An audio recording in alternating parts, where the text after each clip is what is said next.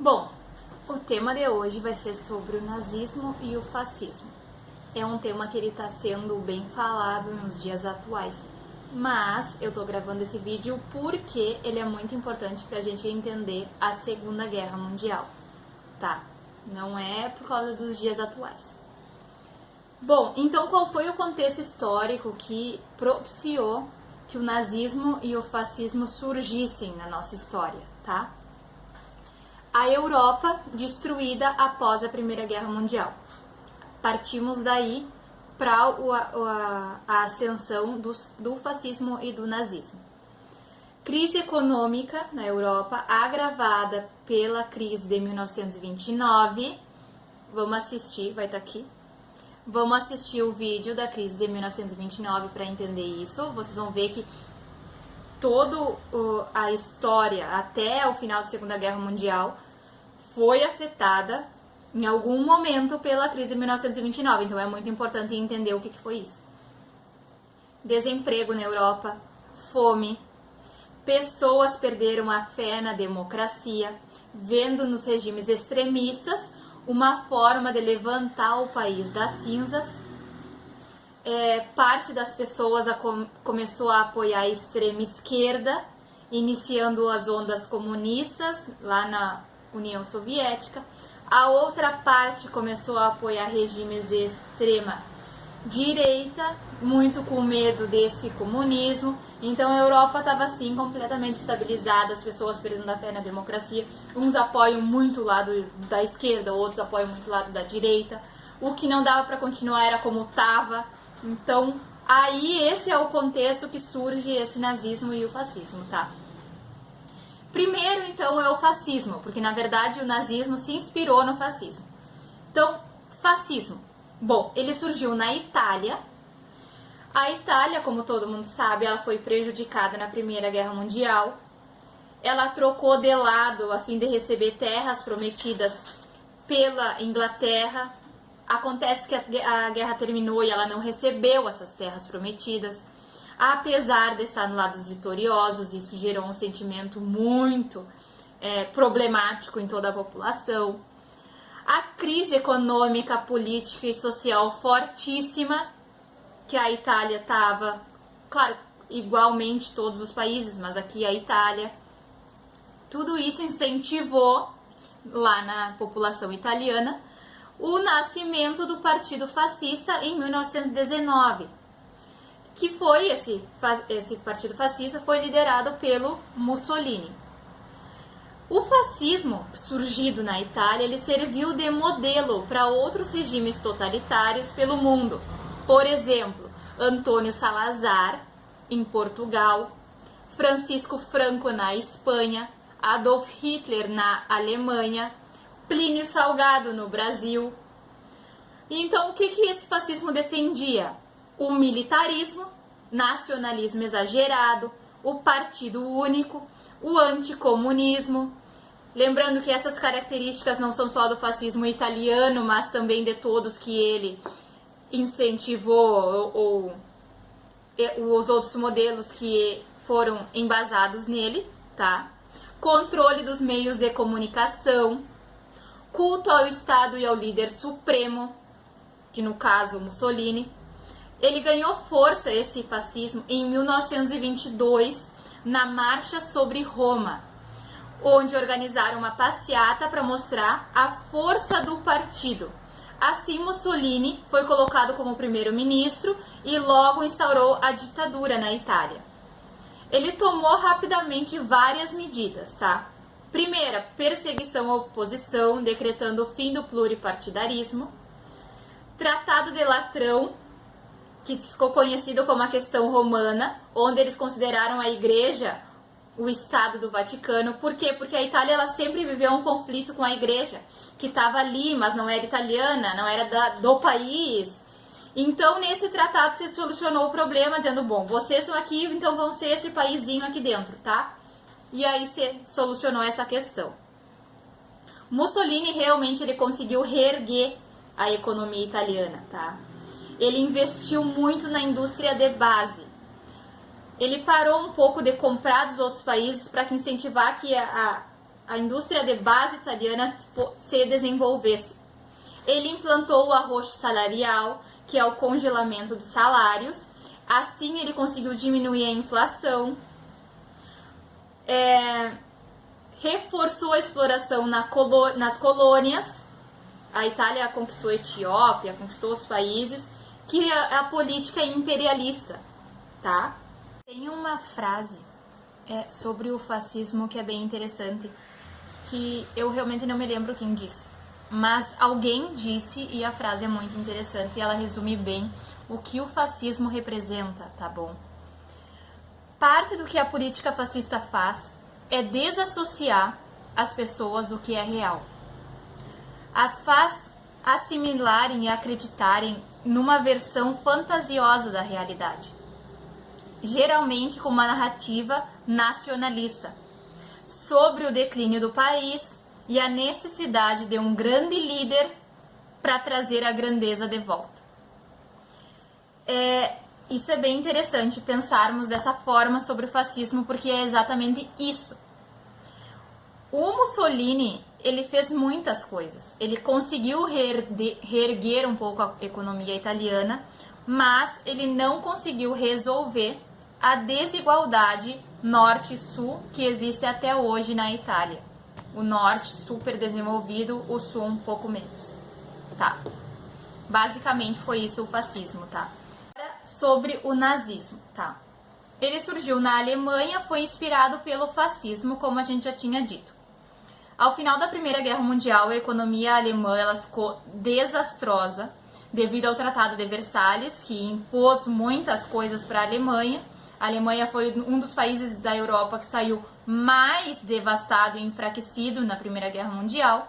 Tinha muito desemprego na Alemanha, a inflação estava altíssima.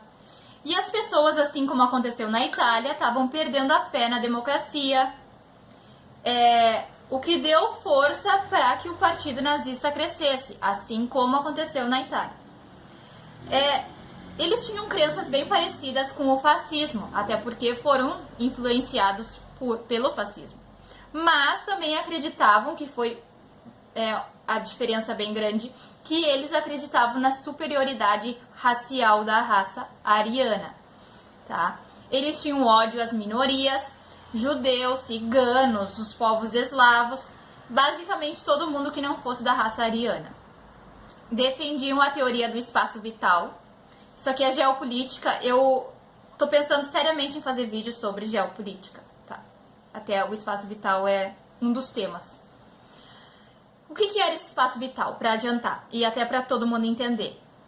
Era a ideia de expandir o nazismo e unir a raça ariana em um só território. Em 1923, os nazistas eles tentaram dar um golpe de Estado, mas falharam. Hitler foi preso e, da cadeia, escreveu o livro Minha Luta, que reunia todas as suas ideias e contava os seus planos de reerguer a Alemanha. Ao sair da prisão, Hitler e suas ideias ganharam muita força. Por quê? Porque nesse tempo teve a crise de 1929, que assolou ainda mais a Alemanha e derrubou a Bolsa de Berlim. Por isso que eu digo que entender a crise de 1929 é importantíssimo, tá? Hitler, então, qual eram as ideias do Hitler quando ele saiu da prisão? Vingar o Tratado de Versalhes, tudo que aconteceu na Alemanha, todas as humilhações que a Alemanha sofreu, reerguer o orgulho alemão, restaurar a economia alemã. Então, com a economia alemã cada vez pior, o partido nazista ganhava cada vez mais apoiadores. Hitler ficou tão popular que foi nomeado chanceler da Alemanha e instaurou a ditadura nazista. Em 1934, aconteceu um incêndio super suspeito, que até hoje não se sabe bem quem foi, tá? Que ocorreu no parlamento alemão, provavelmente provocado pelos próprios nazistas para culpar os comunistas, e assim declarar o estado de emergência e de dissolver sindicatos e tudo mais. Certo. A administração, da administração pública, Hitler tomou várias medidas. Primeiramente, demitiu todos os que não se encaixavam no novo padrão. Negros, judeus, democratas, esquerdistas, foram todos demitidos. Ele criou os campos de concentração e a Gestapo, que foi a polícia secreta alemã. Ela era responsável por, assim, basicamente dar sumiço em todo mundo e matar todo mundo que não era o povo ariano. Ele fez uma lei que determinou que os doentes hereditários tinham que ser esterilizados. Por exemplo, eu tinha uma doença hereditária, que ela vai passar para meus filhos.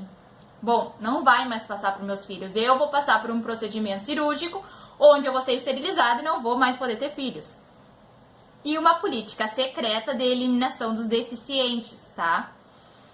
Por quê? Porque ele pretendia fazer a limpeza racial, ele não aceitava que o povo ariano pudesse ter defeitos.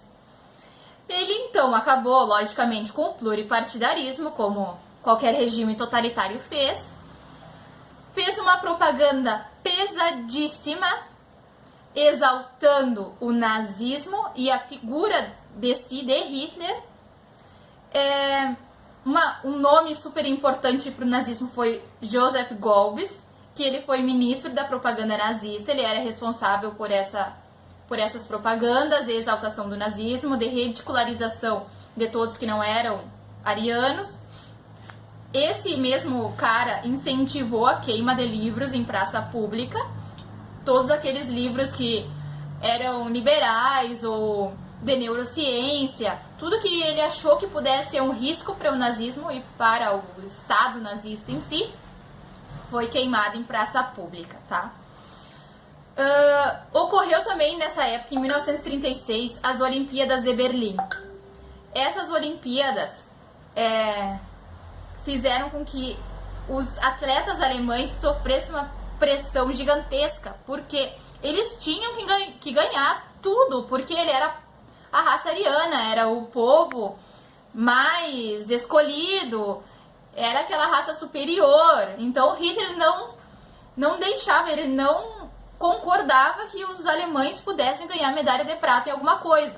Aconteceu que nessas Olimpíadas, muitos alemães sim ganharam medalha de ouro, mas perderam para negros. Isso foi assim uma humilhação para o Hitler, tá?